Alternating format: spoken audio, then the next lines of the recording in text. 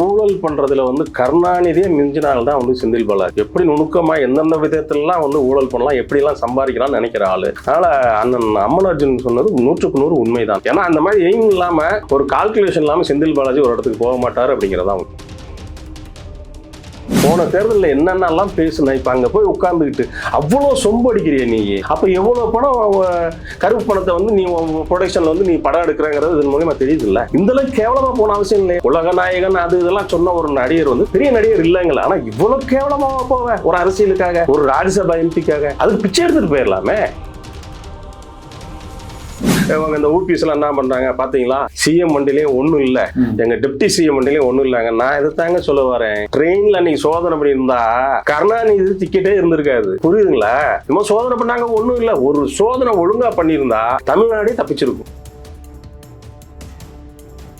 இன்னைக்கு ஸ்டாலினோட ஒரு மேடையில ஏறினாரா திரு ராகுல் காந்தி? ஏன்னா அவருக்கு இந்த கூட்டணியின் மேல் விருப்பம் இல்லை. ஏன்னா அவருக்கு பிரச்சாரத்துக்கே வந்திருக்க மாட்டாரு. ஒரு சிலர் காங்கிரஸ் தொண்டர்கள் கேட்டுக்கிட்டதுனால, கேண்டிடேட்ஸ் கேட்டுக்கிட்டதுனால, வேட்பாளர் கேட்டுதான் வராரு. அப்பயும் ஒரு கண்டிஷன் போறாரு, திமுக காரங்க இருக்கக்கூடாது அப்படிங்கிற மாதிரி அவர் சொன்ன மாதிரி ஒரு தகவல். அது இந்த போட்டோ ஷூட் எடுக்கிறானுங்க. அது அவங்க கம்பெனி, அவங்க இதுல கலைஞர் டிவியில ஒர்க் பண்ற செய்தி வாசிப்பாளர் அதையே கொண்டு போடுறாங்களே கொஞ்சம். அதாவது எல்லாம் எடுக்கிறாங்க. என்ன கடைசியில மண்டையில இருக்க கொண்டையை மாதிரி கொடுத்துருப்பாங்க, இவங்க கொடுத்துருப்பாங்க. ஆனா அதை வாங்கின ஆளு எதுக்கு நான் புதுசா ஆள போறேன், நம்மளாலே போறேன். ஆரம்பத்தில இருந்தே இவங்க மக்களுக்கு எதுவுமே செய்யல. ஆனா பணத்தை நம்பியே இருந்தார்கள் அப்படிங்கிறதா உண்மை. திமுகவினர் பணத்தை கொடுத்து வாக்குகளை வாங்கிடலாம் அப்படின்னு நினைச்சிட்டு இருந்தாங்க தான் உண்மை. பட் அது இந்த தடவை மக்கள் மத்தியில பெரிய வரவேற்பை பெறவில்லை அப்படிங்கிறதா உண்மை.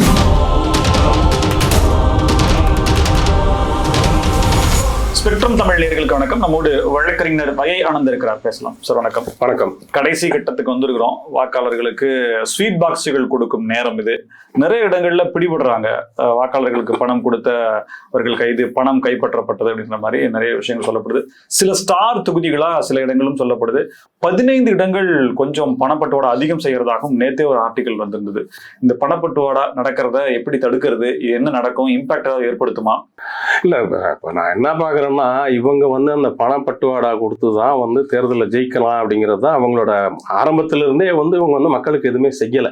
அதனால பணத்தை நம்பியே இருந்தார்கள் அப்படிங்கிறதா உண்மை. திமுகவினர் பணத்தை கொடுத்து வாக்குகளை வாங்கிடலாம் அப்படின்னு நினைச்சிட்டு இருந்தாங்க தான் உண்மை. பட் அது இந்த தடவை மக்கள் மத்தியில பெரிய வரவேற்பை பெறவில்லை அப்படிங்கிறதா உண்மை.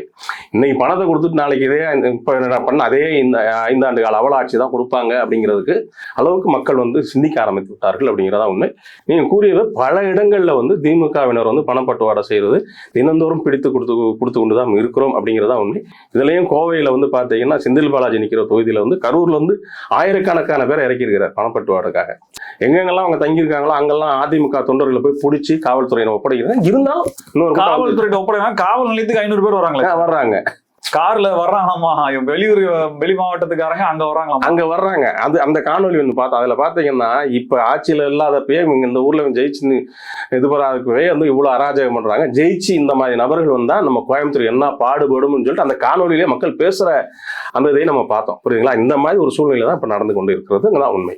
அதிமுக சார்பில் போட்டியிட கூட அம்மன் கே அர்ஜுனன், கோவை மண்ணின் மைந்தர், அவர் ஒரு பேட்டியில சொல்லியிருந்தாரு, ஹால்மார்க் சிம்பிள் கொடுக்கறத எடுக்கிறாரு. இங்க நகை பட்டறைகள் அதிகமா இருக்கு.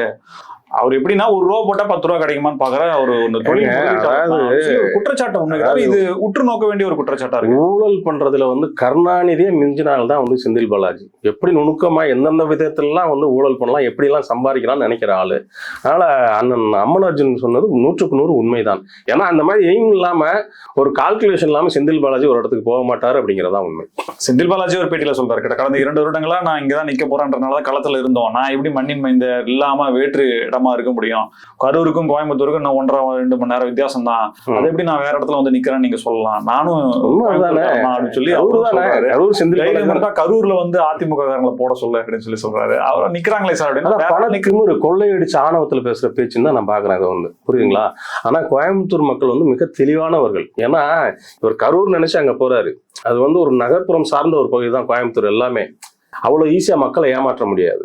புரியுதுங்களா? எல்லாமே ஒரு வேலைக்கு போவாங்க, ஃபேக்டரிக்கு போவாங்க, எல்லாம் இருக்காங்க, சம்பாதிக்கிறாங்க, அவங்களோட வாழ்க்கையை வாழ்ந்துகிட்டு இருக்கிறாங்க. அங்க போய் இவரோட தில்லுமுள்ளு இந்த வேலையெல்லாம் எடுபடாது அப்படின்னு தான் நான் பாக்குறேன். இந்த பணப்பட்டுவாடாங்கிறது முழுசா அடிபடுறது அப்படின்றதான் கோவை தெற்கு தான். ஆமா, கிட்டத்தட்ட ஒரு 10K வரைக்கும் போகும் அப்படின்ற அதுக்கும் மாதிரி மேல சொல்றாங்க. அதுக்கும் மேல சொல்றாங்க. ஒரு வாக்குக்கு வந்து 20,000 கூட கொடுக்கறதுக்கு அவர் தயாராக இருக்கிறார். கோல்டு காயின் கூட கொடுக்கறதுக்கு ரெடியா இருக்காரு. ஏன்னா அவர் அந்த வேலையெல்லாம் பண்ணுவார். இப்ப கரூர்ல அவர் பாத்தீங்கன்னா வெள்ளி கால் கொலுசு, வெள்ளி குங்குமச்சமிழ், மூக்குத்தி இந்த மாதிரி எல்லாம் கொடுத்தாரு. இப்ப அந்த வெள்ளிங்கிறது தாண்டி தங்கத்துக்கு போயிட்டாரு அப்படிங்கிறத நம்ம பார்க்கணும். அப்ப அந்த அளவு கொள்ளையடிச்சு வச்சிருக்கிறாருங்கிறது நல்லாவே தெரியுது நமக்கு.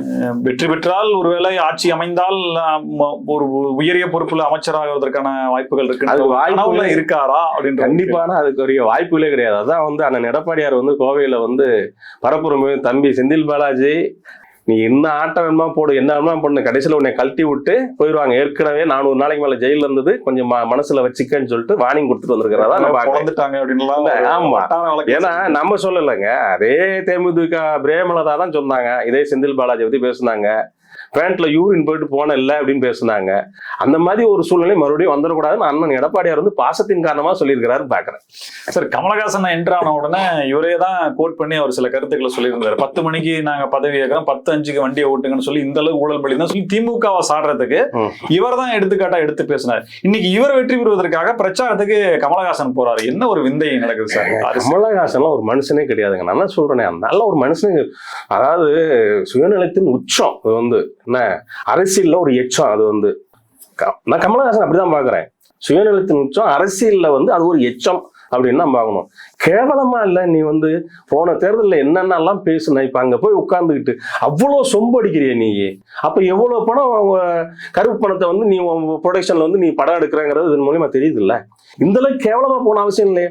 உலக நாயகன் அது இதெல்லாம் சொன்ன ஒரு நடிகர் வந்து பெரிய நடிகர் இல்லைங்களா, ஆனா இவ்வளவு கேவலமா போவ ஒரு அரசியலுக்காக, ஒரு ராஜ்யசபா எம்பிக்காக.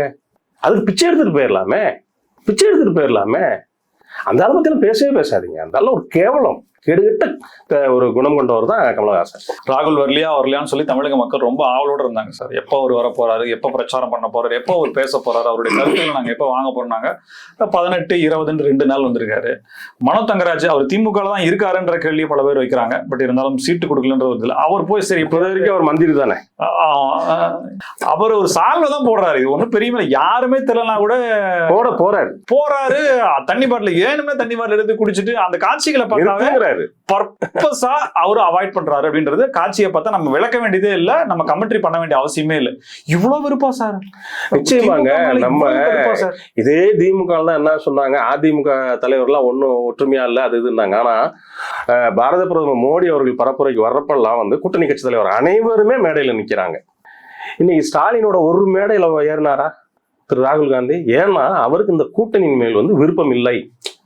ஏன்னா அவர் பிரச்சாரத்துக்கே வந்திருக்க மாட்டார். ஒரு சிலர் காங்கிரஸ் தொண்டர்கள் கேட்டுக்கிட்டதுனால, கேண்டிடேட்ஸ் கேட்டுக்கிட்டதுனால, வேட்பாளர் கேட்டுதான் வர்றாரு. அப்பயும் வந்து ஒரு கண்டிஷன் போறாரு, திமுக காரங்க இருக்கக்கூடாது அப்படிங்கிற மாதிரி அவர் சொன்ன மாதிரி ஒரு தகவல். புரியுதுங்களா? இந்த மாதிரி இடத்துல மனோ தங்கராஜ் போறப்ப அவர் வந்து அவாய்ட் பண்றாரு, நீ போடாது நிறுத்து அப்படிங்கிற மாதிரி அந்த செய்கை அதைத்தான் காட்டுது.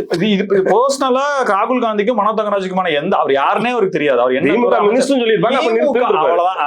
புரியுதுங்களா? திமுக மனோ தங்கராஜ் யாருன்னே அவருக்கு தெரியறதுக்கு வாய்ப்புகள் இல்லை. திரு ராகுல் காந்தி அவர்களுக்கு வந்து மனோ தங்கராஜ் யாருன்னு தெரியறதுக்கு வாய்ப்புகளே கிடையாது. சொல்லியிருப்பாங்க, பக்கத்துல உங்க கட்சி நிர்வாகிகள் சொல்லியிருப்பாங்க, இவர் இந்த மாவட்டத்தோட மந்திரி இருப்பாங்க, அப்ப நிறுத்து அப்படின்ட்டாரு. புரியுதா? இதைத்தான் நம்ம எடுத்துக்கணும். புரியுங்களா? ஒருவேளை இப்படி சொல்லிருக்கலாமா சார், மினிஸ்டரா இருக்காரு, மறுபடியும் போட்டிட்டு சீட்டு கொடுக்கல, இவரு திமுக அதிருப்தி இருக்கா சொன்னா அப்படியா அப்படின்ற அப்ப கூட ஏதாவது கூப்பிட்டு பேசிருக்கலாமா? அதுல நீங்க இன்னொரு விஷயத்தையும் பார்க்கணும். அவங்க திமுகவினரை மட்டும் அவர் வந்து அவாய்ட் பண்ணல, செல்வ பெருந்தகை பண்ண அந்த டிராமா தெரிஞ்சு போய் இது முக்கியமா பார்க்கணும். நீங்க வந்து செல்வ பெருந்தகையையும் அவர் வந்து விரும்பல.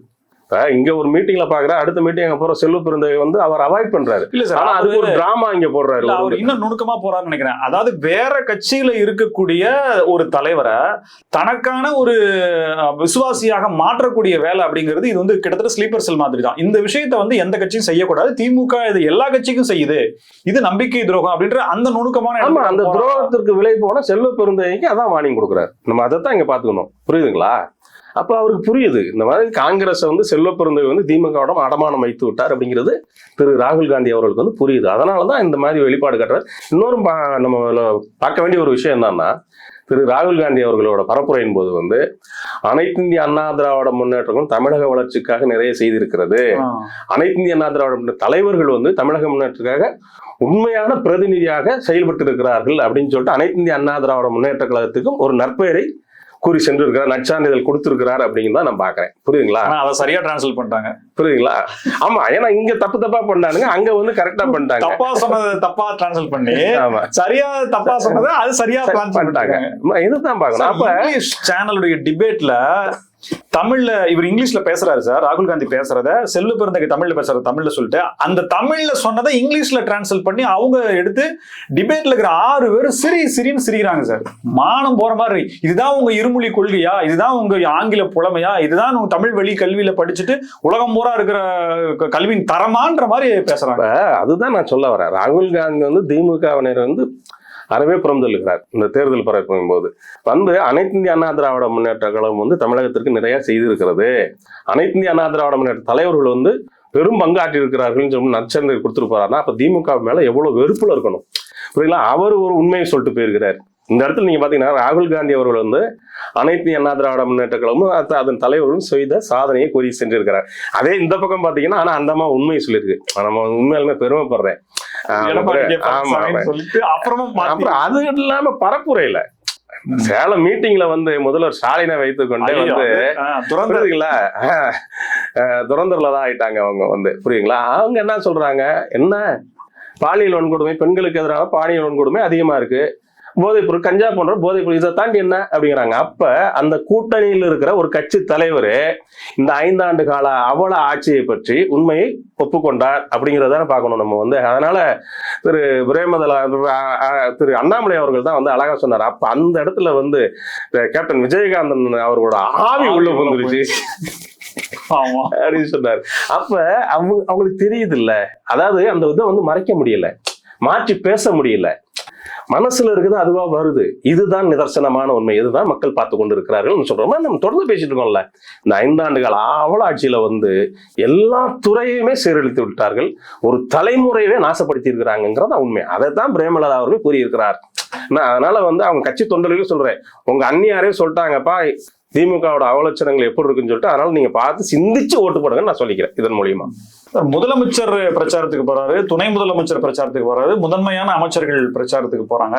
எல்லாமே பாத்தீங்க அப்படின்னா வாகனங்கள் சோதனை செய்யப்படுது. குறிப்பா முதலமைச்சர் வாகனம் சோதனை செய்யறாங்க, ஒண்ணுமே இல்ல. துணை முதலமைச்சர் வாகனம் செய்யறாங்க, ஒண்ணுமே இல்ல. இது என்ன ஃபார்மேட்டா இல்ல இதுல இருக்கக்கூடிய உண்மை என்ன? அதிகாரிகள் அந்த அளவுக்கு நேர்மையா பண்றாங்களா? அதாவது இவங்க வந்து பொய் புரட்டு பித்தலாட்டம்னாலே வந்து திமுக தான். இதுவும் ஒரு விளம்பரமா தான் அவங்க வந்து கையாளுறாங்க. இப்ப எத்தனையோ பேர் போறோம். இப்ப நான்லாம் தேர்தல் பரப்புரைக்கு பல ஊருக்கு போயிட்டு வந்திருக்கேன். ஏதோ ஒரு சில இடத்துல நிப்பாட்டுவாங்க, பார்ப்பாங்க, விட்டுருவாங்க. அது என்ன முதல்வர் வாகனத்தை மட்டும் அடிக்கடி பாக்குறாங்க, துணை முதல்வர் இதை பாக்குறாங்க, எத்தனையோ கட்சி தலைவர் போறாங்களா, அதெல்லாம் ஏன் வரமாட்டேங்குது, செய்தியா வரமாட்டேங்குது. இதை வந்து ஒரு செய்தியாக அவர்கள் வந்து பரப்புகிறார்கள். இதுதான் உண்மை. பாத்தீங்களா, சிஎம் வண்டியிலேயே ஒண்ணும் இல்ல, சீமான் கதறாரு, இப்பதானே அந்த ஊருக்கு போன பண்ணீங்க, இந்த ஊருக்கு வர இங்க வந்து பண்றீங்க, தொல்லை கொடுக்குற மாதிரி இருக்குதான். ஆனா இது வந்து விளம்பரம். இது வந்து பாத்தீங்கன்னா சிஎம் வண்டியில போறாரு, சிஎம் வண்டியே நிறுத்தி சோதனை பண்றாங்க, துணை முதல்வர் வண்டியே நிறுத்தி சோதனை பண்றாங்க. அது இவர் பெருமையா வந்து இவங்க இந்த ஊபிஎஸ் எல்லாம் என்ன பண்றாங்க பாத்தீங்களா, சிஎம் வண்டியிலேயும் ஒண்ணும் இல்ல, எங்க டெப்டி சிஎம் வண்டியிலேயும் ஒண்ணும் இல்லைங்க. நான் இதை தாங்க சொல்ல வரேன். ட்ரெயின்ல நீ சோதனை பண்ணியிருந்தா கருணாநிதி டிக்கெட்டே இருந்திருக்காது. புரியுதுங்களா? இந்த சோதனை பண்ணாங்க, ஒண்ணும் இல்லை. ஒரு சோதனை ஒழுங்கா பண்ணியிருந்தா தமிழ்நாடே தப்பிச்சிருக்கும். புரியுங்களா? இதுதான் உண்மை. என்ன அதை விட்டுட்டு சும்மா எங்ககிட்ட ஒண்ணுமே இல்லை, கட்டுற வாட்சி 2000 இது 20 கோடிங்கிறாங்க, 2 கோடிங்கிறாங்க, போடுற டிஷர்ட் வந்து 16,000ங்கிறாங்க, ஷூ வந்து லட்சக்கணக்கில் சொல்றாங்க, ட்ராக் ஷூட்டு இப்போ 20,000ங்கிறாங்க. ஆனா வந்து அவங்க கிட்ட சொந்தமா கார் கிடையாது, 10,000 ரூபா தான் கையிருப்பு இருக்கு, 40,000 ரூபா பேங்க்ல இருக்கு. இவ்வளோ டிராமா மக்கள் பார்த்துக்கிட்டு தான் இருக்கிறாங்க. எத்தனை லட்சம் கோடி இந்த 5 வருஷத்துக்கு நீங்க கொள்ளையடிச்சு வச்சிருக்கீங்க.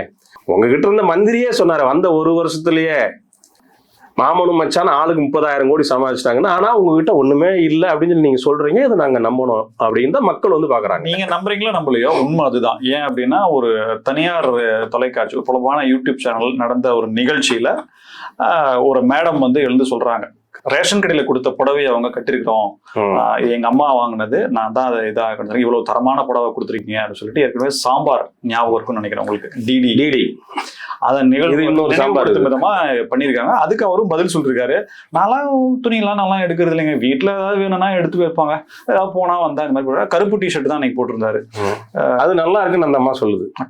கூல் லுக் அப்படிங்குது. அதாவது இதை பார்த்தீங்கன்னா தொடர்ந்து நம்ம அந்த கல்வியில் சிறந்த தமிழகம்லாம் வந்து நீங்க சொன்ன டிடி வந்து காலையில வச்ச சாம்பார், அன்னைக்கு இரவு நடக்குது அந்த நிகழ்ச்சி, சாம்பார் சூப்பர், பிளேயிங் புஷ் எல்லாம் கொடுத்தாங்க பாத்தீங்களா, அந்த மாதிரி ஒரு நிகழ்வு தான். அவங்களே போட்டா கழுவி ஊத்திடுவாங்க. இல்ல அப்படி இல்ல, இதுல வந்து அது வந்து போட்டோ ஷூட் தான், இதுவும் போட்டோ ஷூட் தான், நிறைய ட்ரைனிங் எடுத்தா வந்திருக்காரு. ஆனா அதுக்கு டிடிக்கு வந்து சம்பளம் கொடுத்துருப்பாங்க. இப்ப இந்த பெண்மணிக்கு சம்பளம் கொடுக்க வேண்டிய அவசியம் இல்ல. ஏன் சொல்றீங்க? ஏங்க அந்த அம்மா வந்து கலைஞர் டிவில வந்து செய்தி வாசிப்பாளரா இருக்குங்க. அப்படி போடு. சோ அங்க மாசம் சம்பளம் கூட, அதனால தனியா இந்த ஆக்டிங்க்கு இந்த போட்டோ ஷூட்டுக்கு தனியா வந்து காசு புரியுதுங்களா? அது யாரோ காமன் ஒரு லேடி வந்து பேசுற மாதிரி இவங்க செட் பண்ணி, அதுதான் சொல்றேன் இது ஒரு நாடக கம்பெனின்னு சொல்லிட்டு. போட்டோ ஷூட் கம்பெனி ஏன் டிஎம்கே சொல்றோம்னா, அது வந்து இந்த போட்டோ ஷூட் எடுக்கிறானுங்க, அது அவங்க கம்பெனி, அவங்க இதுல கலைஞர் டிவியில ஒர்க் பண்ற செய்தி வாசிப்பாளர், அதையே கொண்டு வந்து போடுறாங்களே கொஞ்சம். அதாவது எல்லாம் எடுக்கிறானுங்க. என்ன கடைசியில மண்டையில இருக்க கொண்டையை கொடுத்துருப்பாங்க, இவங்க கொடுத்துருப்பாங்க. ஆனா அதை வாங்கின ஆளு எதுக்கு நான் புதுசா ஆள போறேன், நம்மளாலே போறோம்.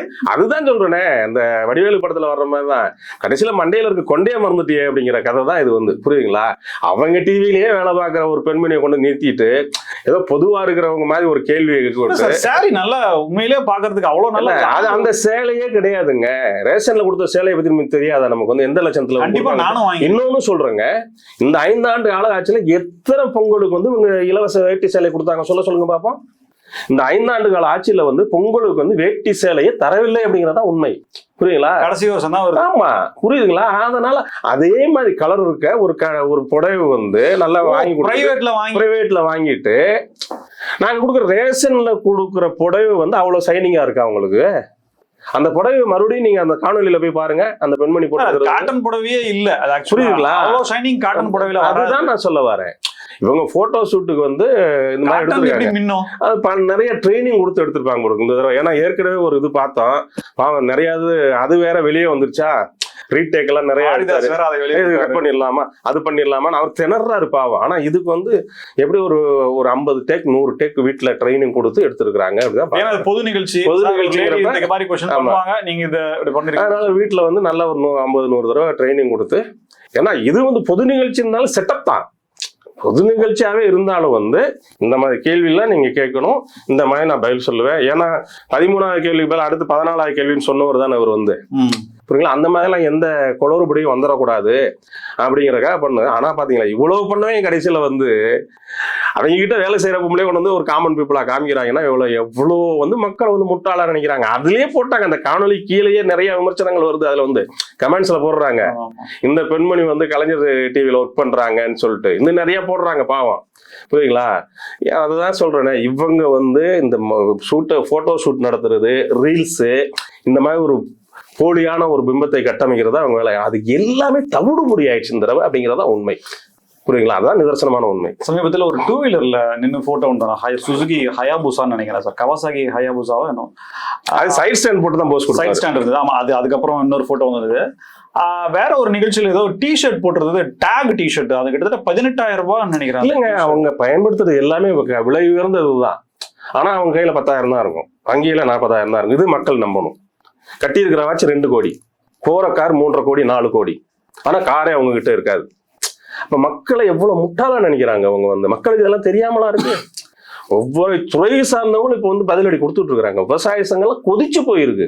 இப்ப பக்கமா பேப்பர்ல விளம்பரம், விவசாயிகளுக்கு அவ்வளவு பண்ணோம், அதுக்கு பண்ணோம், இது எதுவுமே பண்ணலைங்கிறதா உண்மை.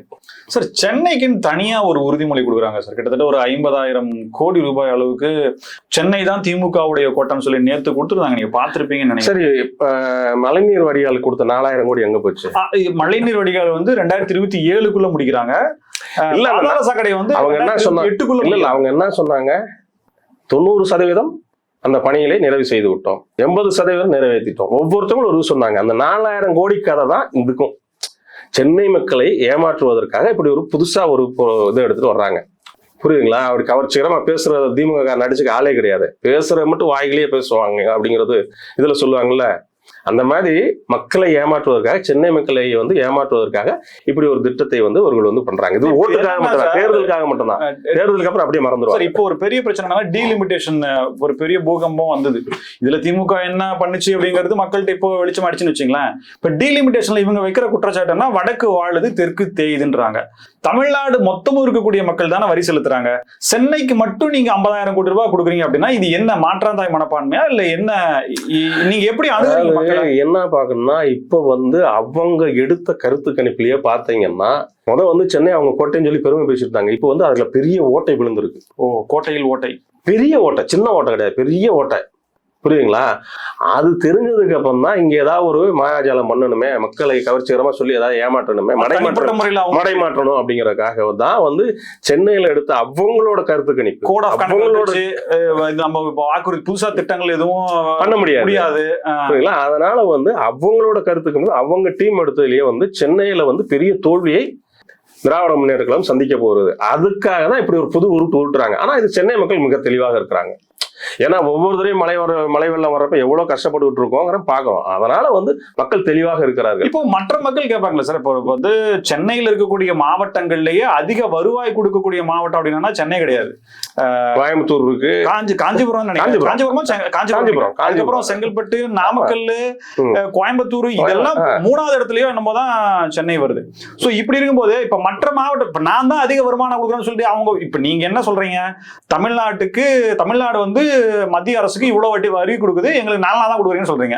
அதே போல மாவட்ட மக்கள் கேட்டாங்கன்னா இது என்ன மாதிரியான கோரிக்கை, இது எங்க போய் முடியும் அப்படின்ற ஒரு கேள்வி வருது. சொல்ல வரேன். இது எல்லாருக்கும் தெரியும், எல்லா மாவட்டம். இப்ப இது நீங்க சொன்னதுதான் உண்மை.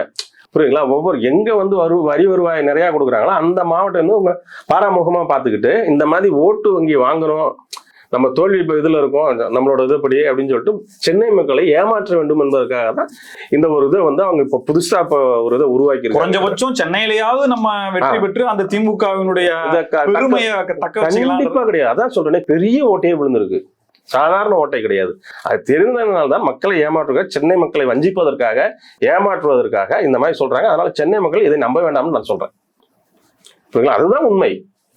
மிக்க நன்றி சார். வாக்குப்பதிவை நோக்கி நெருங்குறோம், பிரச்சாரம் இன்றோடு நிறைவடையுது, பொறுத்திருந்து பார்க்கலாம் 2026 யார் முதலமைச்சர் என்றது. உங்களுடைய கருத்துக்களுக்கு நன்றி.